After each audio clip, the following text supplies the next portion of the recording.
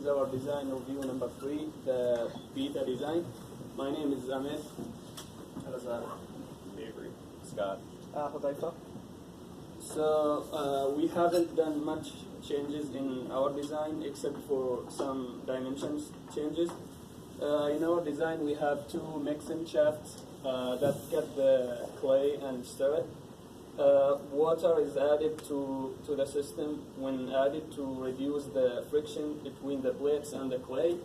The plates are angled to push the clay forward. All right, just a brief description of the process of the mixer. We are going to have the material dropped to one end of the mixer by the conveyor from Team5, and after the clay getting mixed, it will exit through a hole at the other end, as you can see here, and there will be an auger that will push it, that will push the clay after it leaves. And basically, the power will be supplied for the mixer through the shafts and fields. All right, so some of the design variables we had.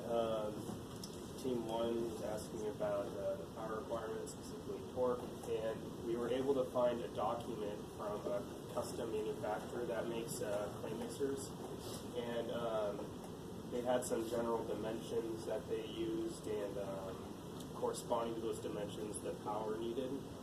And so the sizes that they were referencing were much, much larger. So I plugged that into Excel, got an equation, and then so the Y value would give us the horsepower, and we just plugged in what our rough volume would be. So that came out to just about 500 pounds per foot, and that means we would need about 5 horsepower for it, somewhere around there. And then another design variable we had was from Team 4 and Team 2, which determines the height of the mixer. So I was talking to, I think, the conveyor team, and they mentioned that they were going to probably be about 3 feet up off the ground.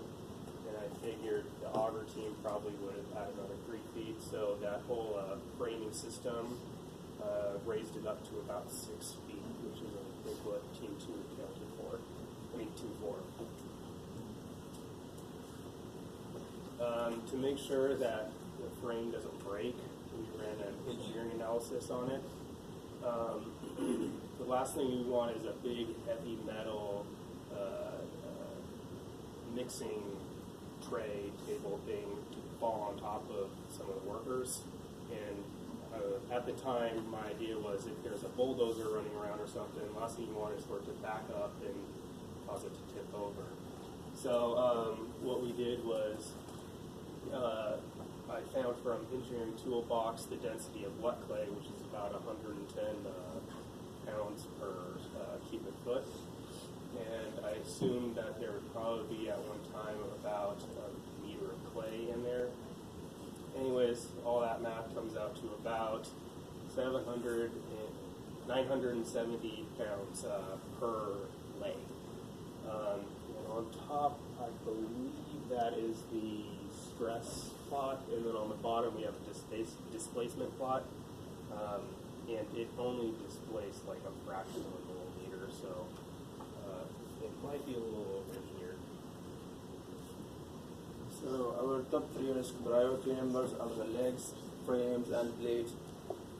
So to minimize the risk, like we need to increase the factor of safety by choosing the best material and relatively cheap as well. So and daily check would be great as well. So we can like look at the blades, clean, like if they are clean, add water to minimize the friction between them. So going forward, we'll need to keep communicating with other groups to adjust the leg height, make sure our machine's at the right level. We'll look at the walls, make sure we have the best material available for the right price for the sheet metal container. And we'll continue optimizing the support beams to decrease twisting in frames and maybe not have it so over-engineered like we are now. Questions?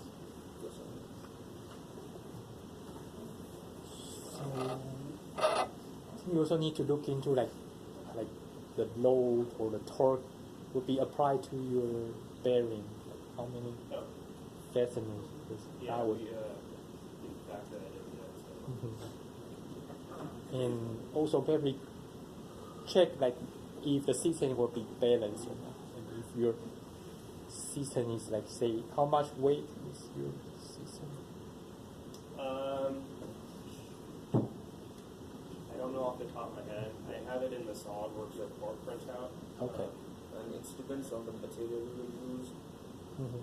Yeah.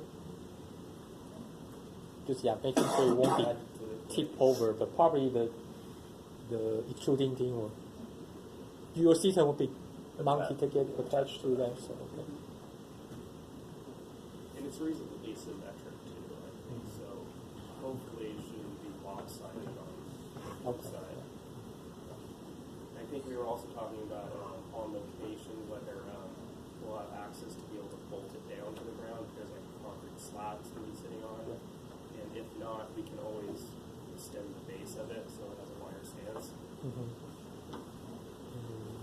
One more question: so how do you make sure the clay is well mixed before it enters to the? Probably a fluid simulation and see how many times a particle would be able to rotate around the shaft or extrude. Okay. Besides that, that's kind of in the dark for us. Okay.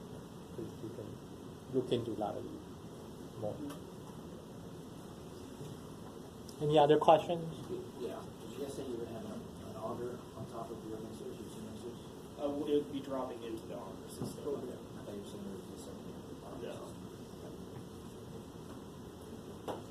Okay. Thank you.